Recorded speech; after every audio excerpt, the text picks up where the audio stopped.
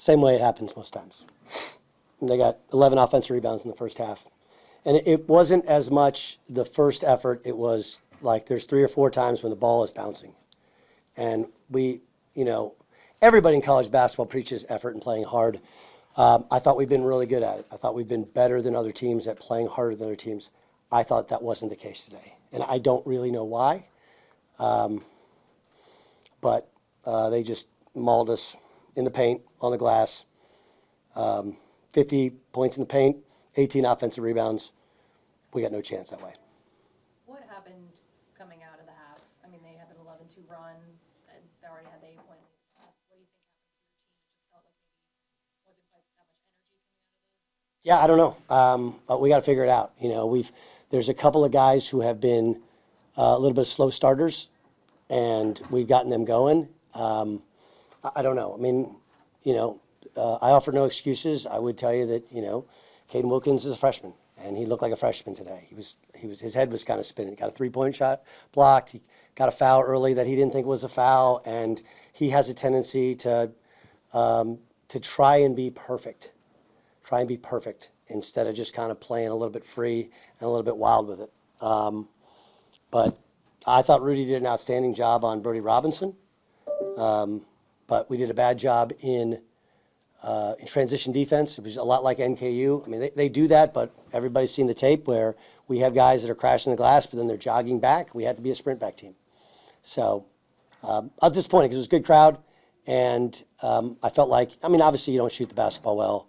And, again, if you look at our numbers, shooting from 3, Preston Rudinger was shooting mid-40s from 3. He was 1 for 7. Caden, obviously, shooting 40. He was 0 of 3. Keegan was 0 of 4.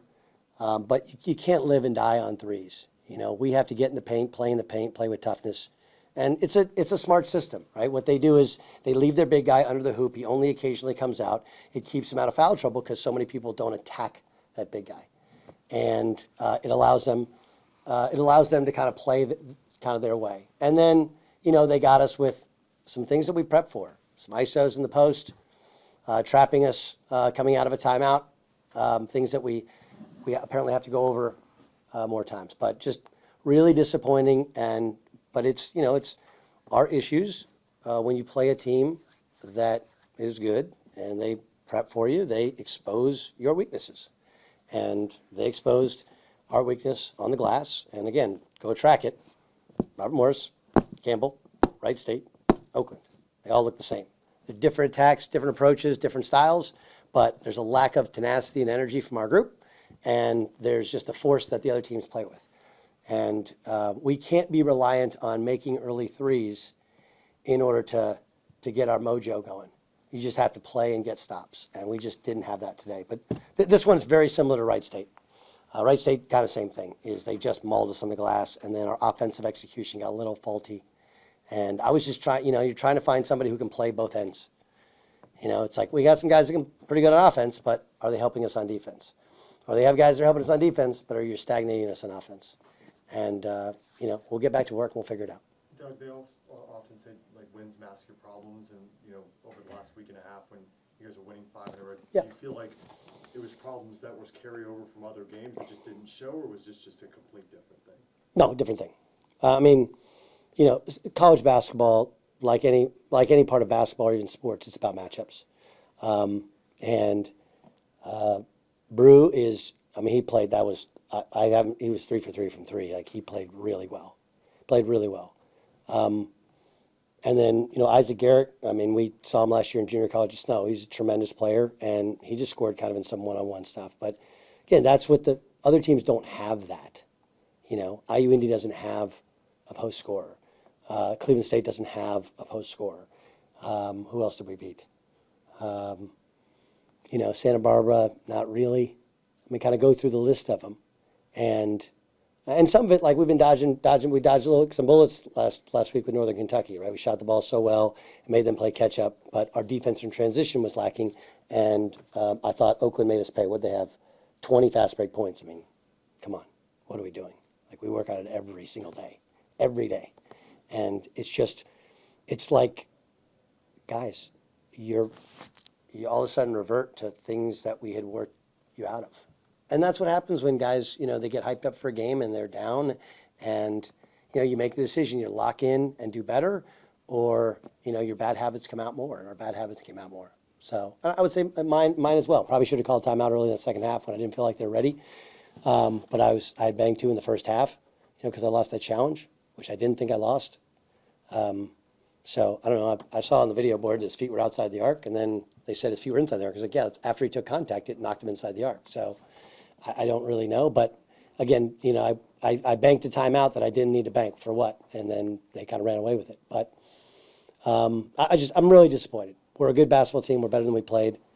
They exposed our weaknesses. They were very well prepped for what we did, and they executed their stuff, and we couldn't take it out of it. Doug, if some of these losses have come in similar ways, is that fixable within this season? And if so, Better be. how? Defend and rebound. Rebound. We literally started June 2nd. Like, our summer workouts were really hard to watch because we were doing box out technique, box outs every day. And look, some of it is the construct of the team. We're playing small. And so it was a little better when we played Ramel. Maybe next time I got to play him and Matawan together. I don't know. And just kind of hold my breath on offense and put 3 shooters around it. I don't know. But, we didn't get any of the C.J. O'Hara flying in and getting rebounds that we've gotten in the past. We didn't get Rudy getting loose ones because I think he was so concerned about Birdie Robinson. And Justin's not a great rebounder, but he's come in and gotten some. And for whatever reason, when they isolate us and then they go up to shoot, our guys just kind of lock in on their guy and they're like, hey, I got my guy, we're good. And, we also have to adjust to playing with Ramel. When he goes to block a shot, his man is uncovered, and we've taught him to go and somebody take out his man, and we struggle to do it. It's a very quick action. So some of that is learning how to play with him. So that is fixable. I think there's no doubt that it's fixable. But it just takes a lot of hard work, and it takes a group that's bought into, if we're going to win, and we can win every game this league. I told you guys, we can win every game, and we can lose every game. That's how close this league is. Obviously today got away from us. But everybody watches the same tape, I mean, if I watch the tape, that's what I do. Throw it inside, just play ugly, And then they hit a lot of shots too, but I mean, that's not what won them the game. What won them the game was 18 offensive rebounds, 50 points in the paint. They took more shots, more free throws, and they won the turnover battle too. Outside of that, Mrs. Lincoln, how was the show? So. You've won a lot more than you've lost this year. Yeah. Over 2,000 people here, next 3 at the Resch. What do you say to the community that came out today? Well, I appreciate it. And I do know people are taking notice, and I appreciate you guys in the media paying more attention to us than probably we deserved in the past. But those 3 at the Resch are huge, because everybody's going to lose more games. So I'm honestly individually focused on Youngstown State. I think they're really good, really well coached, and their comeback home. Didn't they just win their? Oh, they just lost, right? They just lost to Cleveland State, right? So they're gonna unload everything they got on us, everything.